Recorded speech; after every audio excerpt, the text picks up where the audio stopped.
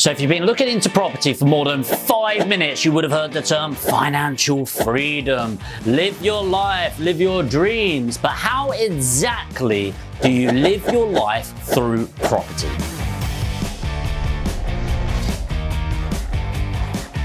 I know it sounds like a complete pipe dream, right? But it really doesn't have to be. Financial freedom is a bit of a way of life, and I think I should really define what it is, because I think when people talk about financial freedom, you see the yacht, the speedboat, the Lamborghini, the Ferrari, the mansion in the background, the beautiful dinners and everything. And it's like, well, that isn't actually financial freedom. That is maybe what you'd call fuck off money, right? Or maybe financial opulence. But financial freedom isn't exactly that. And a breakdown of financial freedom is essentially this. Think about the life of your choice, a life that you want to live. And I'm not talking about buy a private jet and all of that. I mean, like, what would it look like? You know, a few holidays a year, being able to have a day off, being able to relax, maybe being able to not worry about money. That is what a financial freedom figure is.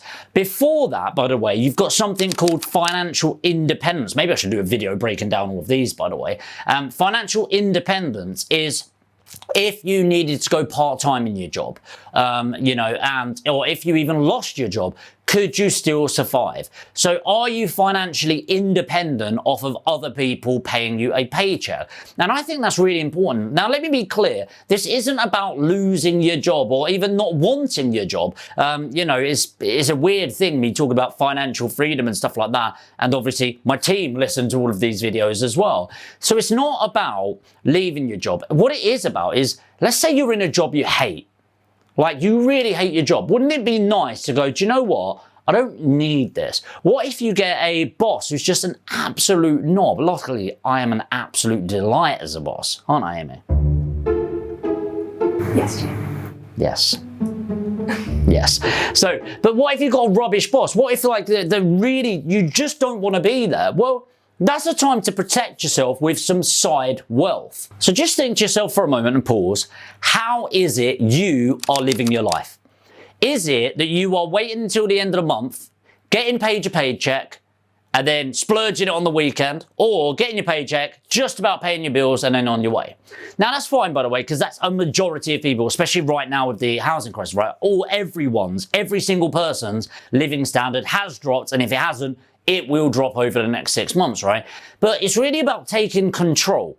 So how is it that you actually do this? Well, before I break down how you do it, why do I even have the right to talk about this? Well, it's very easy for me to stand here in my financial position right now, which I'll get to in a moment because I'm pretty open on that. But my background isn't that of money. It's not that I was given a leg up. It's not I've got a family of property developers. Here's a load of money to get you started. No, I started with a job. Then I got 3 jobs to build up, pay my rent. Then I got a full-time job and started my business. Then after a long time of really hitting it, I managed to cut down to part-time hours and run my business. Then I managed to quit the business. Then fast forward to today, it's a very different situation where I've got multiple businesses, got a multi-million-pound portfolio, and then I'd probably say from passive income, not from businesses and stuff like that, from my investments, I'm making around 35 to 40,000 per month.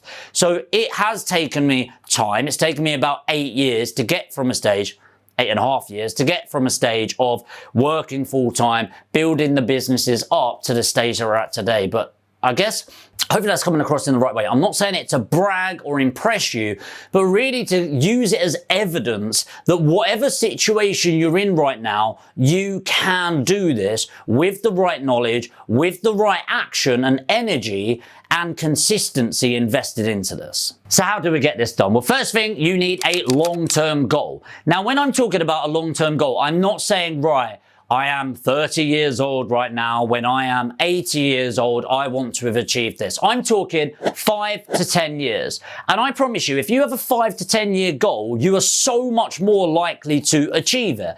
A lot of people, they think about 6 months from now, I want this, a year from now. And by the way, this stems from everything. I mean, people that are unemployed, they have this mindset, short term, long term, whatever it is.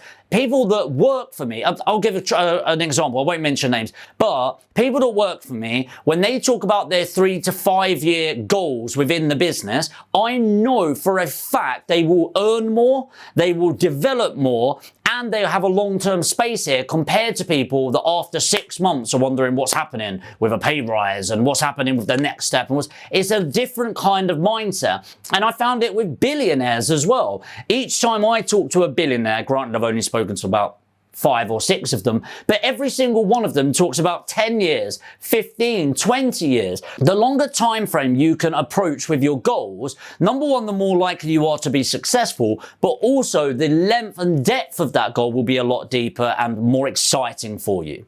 Number 2, how often are you actually looking at these goals? So it's around 40% higher chance of success of reaching your goals if you write them down on a daily basis. So I know it sounds crazy, but one of the things that I do in the morning is I will write down my goals, even though I wrote them down yesterday. I know what they are. And that is every single day, including this morning. And scientifically, you are 42% more likely to achieve those goals. And the reason for that is the law of attraction. And I don't mean, oh, if I think it, I will. I want £2,000. And then I look in my box and there's an envelope with £2,000. No, not that sort of law of attraction bollocks. What I mean is, if I'm thinking about financial freedom, then I'm thinking about the actions. As I'm going about my day to day, I'm thinking about it as people are talking to me. And if they talk to me and I'm thinking of this thing, then more likely I'm going to link that up and say, actually, hey, I was thinking about this. Is that something we can do to arrange? And suddenly it gets a lot closer. Number 3, timelines. A goal without a timeline is just a dream. You need to have anchor points and steps all the way through. Number 4, understand your finances. What does it even mean? Financial freedom to you or me might mean incredibly different things. Very, very different things. So you need to think about your situation. Okay, what is it that you need in order to feel that financial independence, that financial freedom figure? The average person is around £25,000, okay? Now, the average salary in the UK is massively skewed by London and the main cities like Edinburgh, for example. But outside of that, you're usually looking at about 23 to 25. Okay, that's really what you want to be building towards. So if that's on a monthly basis, you're talking about £2,000 gross. And gross means before tax, okay? So when you understand your numbers, that's your output that you're looking to get that freedom for, you then start understanding how many properties you even need to invest in order to create that freedom. Now, with an average property, you're probably looking at about £300 a month. So let's say you're looking to get £2,000 a month. That's going to be 6 or 7 properties. Let's call it 7 properties. So to invest in 7 properties with an average right now of about £40,000 on these types of properties. If you're getting £300 a month, that's going to be about a £40,000 cash investment into that. I'll go into more depth on those figures in future videos. This is really about the concept for you. But obviously, you can double that. You can buy 4 houses that are more expensive and make more cash flow. But in general, where I invest in Yorkshire, you need £40,000 per property and you'll make around £300 per property. And we're buying about £110,000 to £120,000 properties. So in order to get that, I need 7 times £40,000, which then gets your next problem, right? Well, that is going to be £280,000. That's a lot of bloody money. A lot of money. So how is it that you're going to get that? Now, if you're watching this and you've got that money together, congratulations, that is a massive step forward. But if not, you're going to need to move on to step number 6, which is O.P.M. Other people's money. You need to go out there and raise finance. Now, where do you actually find these investors? Well, you need to go to where they are. So originally, I would like going to things like BNI, which is Business Network International, breakfast networking meeting, where you're typically meeting with successful business owners. And business owners, there's one in my BNI, for example, that does about 3 million a year making websites for other people. Incredible. He must be financially savvy, right?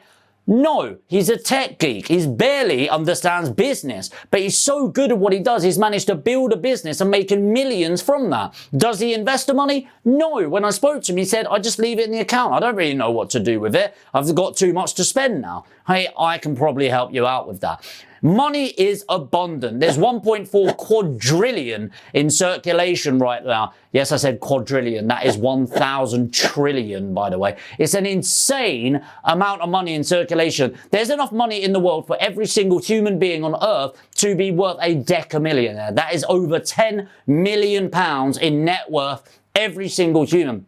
So there's enough money to go around, I can assure you, and if you live in a life of abundance, you will attract that to you. So BNI is a really great source. Another really great one, by the way, is if you go to places where wealthy people go. So for example, you can go races, and obviously there's people with no money at races, and there's also people with a lot of money at races. I don't just mean horse racing, by the way, I mean like actual car races and things like that. People go and race their cars. You can go on a race day at Goodwood, for example, you can race your Fiesta, whilst the next car could be a £5 million Shelby Cobra next year that they're racing.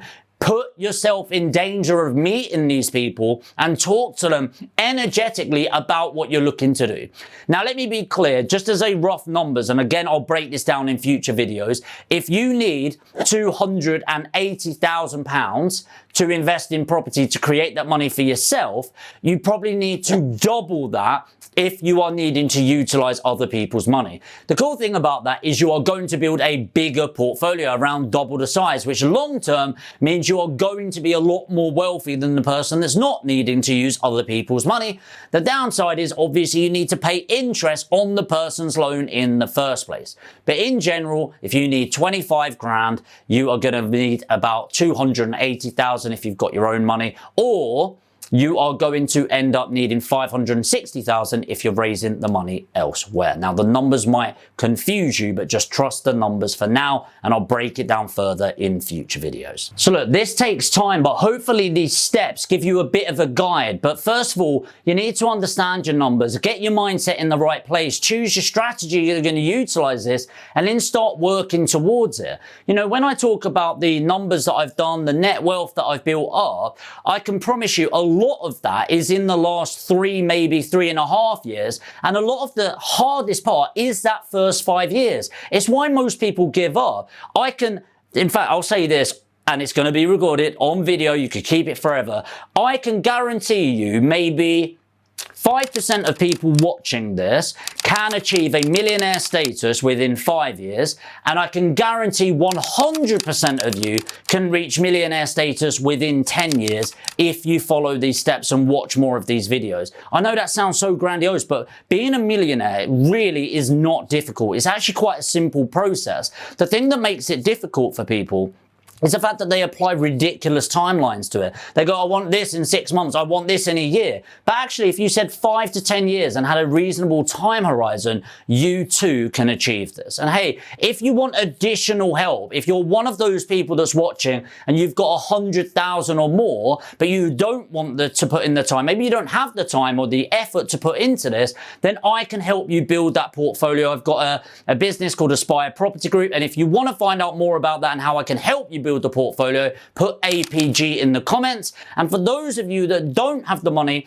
but you do have 10 hours or more to invest on a weekly basis to make this work, put education in the comments and I can get in touch with you about some paid for education where I can accelerate this learning. Let me know if this has been helpful in the comments. And if you're new to the channel and you really just want to learn as much as possible for free, then hopefully this is really going to help you out. You want to hit the subscribe button and the notification bell. And on the way to the next video, if you could do me a massive favor and destroy the like button, and I'll see you in the next video.